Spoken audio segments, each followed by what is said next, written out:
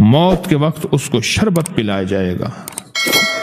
میں کہ اگر یہ لوگ رجب میں ایک روزہ بھی رکھ لیتے کہ قیامت ہوگی تو پکار مچے گی، رجب کے ماننے والے کہاں ہیں؟ اور آقا نے فرمایا جنت میں ایک محل ہے، اس میں سوائے رجب میں روزہ رکھنے والے کے کوئی داخل نہیں ہوگا۔ اور آپ نے فرمایا جنت میں ایک نہر ہے، اس نہر کا نام رجب ہے، اس کا پانی دودھ سے زیادہ سفید ہے اور برف سے زیادہ ٹھنڈا ہے اور شہد سے زیادہ میٹھا ہے، اور جو رجب میں چاہے ایک روزہ بھی رکھ لے اللہ اس نہر کا پانی اسے پلائے گا۔ یہ غصے کو ٹھنڈا کرنے والی چیزیں بتا رہا ہوں۔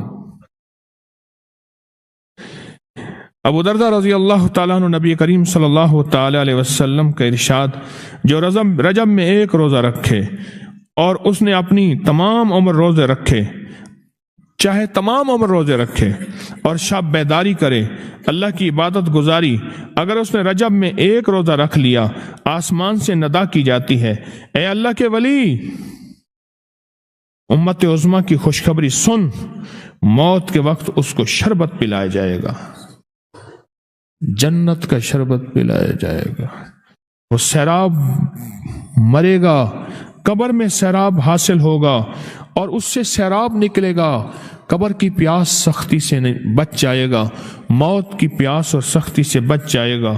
اور یہ فرمایا یہ کرامت صرف آقا کی امت کو ملی ہے۔ حضرت صوبان فرماتے ہیں ایک دفعہ آقا چند قبروں پر سے گزرے، رو دیے۔ صوبان نے پوچھا تو آپ نے فرمایا میں نے اللہ سے دعا کی کہ ان کے عذاب میں تخفیف ہو جائے، اور صوبان اگر یہ لوگ رجب کا ایک روزہ بھی رکھ لیتے اور ایک رات عبادت کر لیتے ان پر کبھی عذاب نہ ہوتا۔ اور ایک رات سے مراد سے رات نہیں ہے، ساری رات یہ ابھی عبادت کر رہے ہیں، ہاں یہ نہیں ہے ساری رات، شام ڈھلتے ہی مغرب کے بعد رات ہو جاتی ہے رات کا کچھ حصہ، ابھی آج جیسے شب جمعہ میں ہے، رجب میں آج عبادت کر رہے ہیں، آپ کو خوش قسمتی ہو، مبارک ہو، عبادت کر رہے ہیں، ابھی مغرب پڑھی، ابھی ہم ذکر کریں گے، عبادت کریں گے، اللہ کا ذکر کریں گے، پھر عشاء پڑھیں گے، دعا مانگیں گے، یہی تو عبادت ہے۔ میں کہ اگر یہ لوگ رجب میں ایک روزہ بھی رکھ لیتے اور عبادت کر لیتے کسی رات کی، ایک رات کی، تو ان پر عذاب نہ ہوتا۔ میں نے عرض کیا یا رسول اللہ صلی اللہ علیہ وسلم، کیا صرف ایک روزہ اور ایک رات کی شب بیداری سے عذاب قبر نہ ہوگا؟ فرمایا ہاں، قسم ہے اس کی ذات کی جس کے قبضے میں میری جان ہے، کوئی مسلمان مرد ہو یا عورت ایسی نہیں رجب میں ایک روزہ بھی رکھ لے اور ایک رات کی شب بیداری کرے مگر اللہ اس کے لیے 1 سال کی عبادت لکھے گا جس میں اس نے روزہ رکھا اور شب بیداری، 1 سال وہ جس میں ساری رات جاگا اور سارا دن روزہ رکھا، اتنا ثواب ملے گا۔ اور آپ نے فرمایا کہ اللہ کی طرف سے ایک منادی ندا کرتا ہے، اے رجب میں روزہ رکھنے والو، اللہ کی پناہ میں جنت میں داخل ہو جاؤ۔ اور ہاں فرمایا کہ قیامت ہوگی تو پکار مچے گی، رجب کے ماننے والے کہاں ہیں؟ اس وقت حجاب کے اندر سے ایک نور نکلے گا جس کے پیچھے سے جبرائیل، میکائیل، اسرافیل ہوں گے، یہاں تک کہ رجب کے ماننے والے اس نور سے گزر کر پہنچ جائیں گے جو ان کے لیے تیار کیا ہوگا اور اللہ کو سجدہ کریں گے۔ اللہ پاک فرمائیں گے تم اپنا سر سجدے سے اٹھاؤ، یہ سب دنیا میں ادا ہو چکے ہیں، اب منازل عزت کی طرف چلو، اب منازل عزت کی طرف چلو، اب منازل عزت کی طرف چلو۔ اللہ اکبر۔ اور فرمایا مغفرت ہوتی ہے اور اللہ انبیاء کی توبہ قبول کرتا ہے۔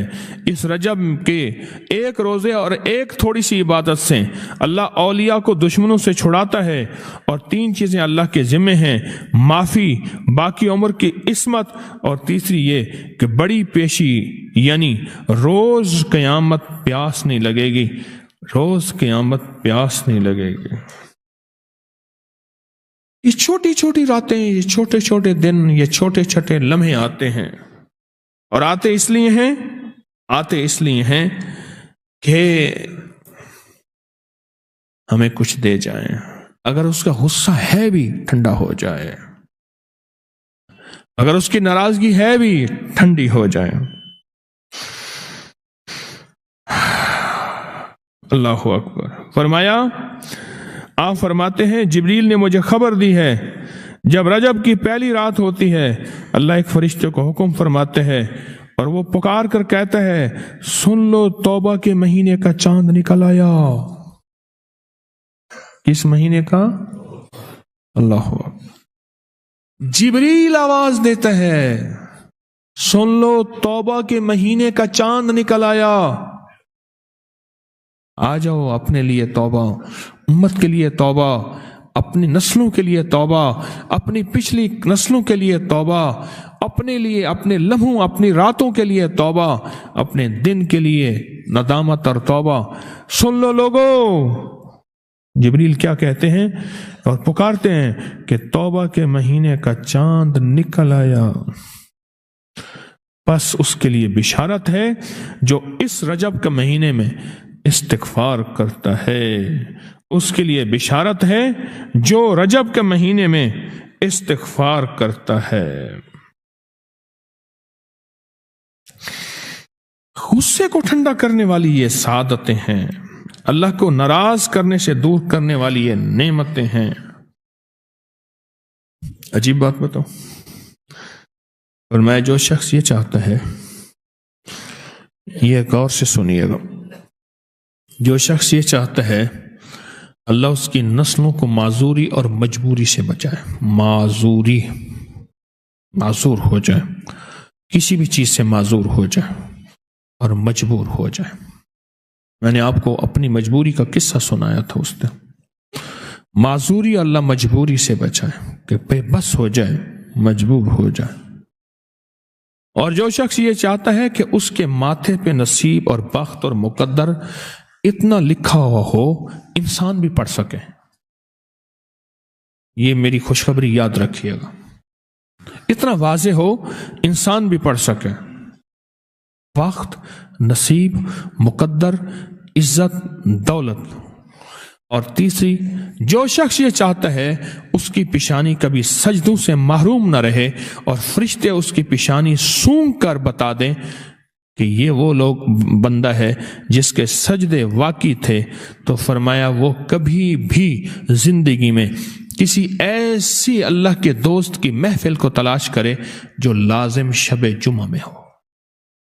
اور یہ وہ ہے، اللہ کا دوست میرا مرشد ہے، میں ان کا غلام ہوں، اپنی نہیں کہہ رہا۔ شب جمعہ، یہ شب جمعہ، جمعرات تسبیح خانے میں، اور پھر تسبیح خانے میں دعا ہوتی ہے، تھوڑی دیر کی یہ محفل ہوتی ہے۔ فرمایا آنے والے حضرات اور پوری دنیا میں اس میں شامل ہونے والے حضرات آن لائن، وہ اپنے بخت پیشانی پہ نصیب لکھواتے ہیں، سجدوں کی خوشبو بنواتے ہیں اور اللہ کے خزانوں سے پاتے ہیں۔ یہ وہ خوش قسمت ہیں جو شب جمعہ کا انتظار کرتے ہیں۔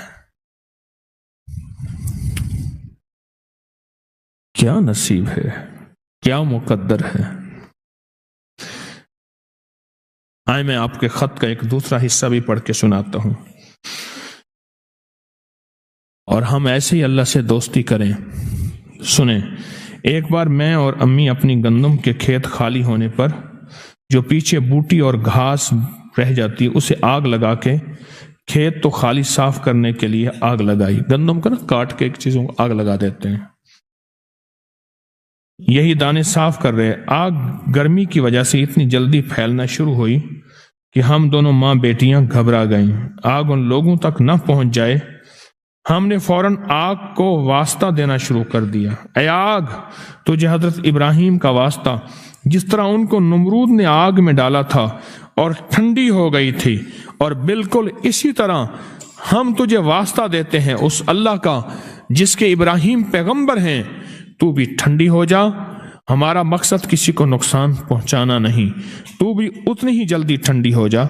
اچانک پورے کھیت کی آگ بجھ گئی، حیران ہو گئے، پورا کھیت شعلوں سے بھڑک رہا تھا، رحمت جوبن پہ آئی اور پریشانی ختم ہو گئی۔ حضرت صوبان فرماتے ہیں ایک دفعہ آقا चंद कब्रों पर से गुजरे, रो दिए। सौबान ने पूछा तो आपने फरमाया मैंने अल्लाह से दुआ की कि इनके अजाब में तखफीफ हो जाए। और सौबान, अगर ये लोग रजब का एक रोजा भी रख लेते और एक रात इबादत कर लेते, इन पर कभी अजाब ना होता।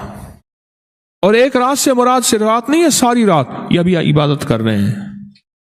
हाँ, ये नहीं है सारी रात। शाम ढलते ही मगरिब के बाद रात हो जाती है रात का कुछ हिस्सा। मैं कि अगर ये लोग रजब में एक रोजा भी रख लेते और इबादत कर लेते किसी रात की, एक रात की, तो इन पर अजाब ना होता। मैंने अर्ज किया या रसूलुल्लाह सल्लल्लाहु अलैहि वसल्लम, क्या सिर्फ एक रोजा और एक रात की शब बेदारी से अजाब कब्र ना होगा? फरमाया हाँ, कसम है उसकी जात की जिसके कब्जे में मेरी जान है, कोई मुसलमान मर्द हो या औरत ऐसी नहीं रजब में एक रोजा भी रख ले और एक रात की शब बेदारी करे, मगर अल्लाह उसके लिए 1 साल की इबादत लिखेगा जिसमें उसने रोजा रखा और शब बेदारी। 1 साल वो जिसमें सारी रात जागा और सारा दिन रोजा रखा, उतना सवाब मिलेगा। और आपने फरमाया कि अल्लाह की तरफ से एक मुनादी निदा करता है, ए रजब में रोजा रखने वालों, अल्लाह की पनाह में जन्नत में दाखिल हो जाओ। और हाँ, फरमाया कि क़यामत होगी तो पुकार मचेगी, रजब के मानने वाले कहाँ हैं? इस वक्त हिजाब के अंदर से एक नूर निकलेगा जिसके पीछे से जिब्राइल, मीकाइल, इसराफील होंगे, यहाँ तक कि रजब के मानने वाले इस नूर से गुजर कर पहुंच जाएंगे जो उनके लिए तैयार किया होगा और अल्लाह को सजदा करेंगे। अल्लाह पाक फरमाएंगे तुम अपना सर सजदे से उठाओ, ये सब दुनिया में अदा हो चुके हैं, अब मनाजिल इज्जत की तरफ चलो, अब मनाजिल इज्जत की तरफ चलो, अब मनाजिल इज्जत की तरफ चलो। अल्लाह अकबर। और फरमाया मग़फ़रत होती है और अल्लाह अंबिया की तौबा कबूल करता है। इस रजब के एक रोज़े और एक थोड़ी सी इबादत से अल्लाह औलिया को दुश्मनों से छुड़ाता है।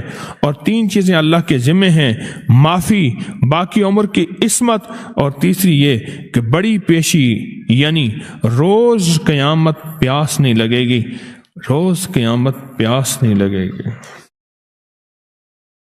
ये छोटी छोटी रातें, ये छोटे छोटे दिन, ये छोटे छोटे लम्हे आते हैं, और आते इसलिए हैं कि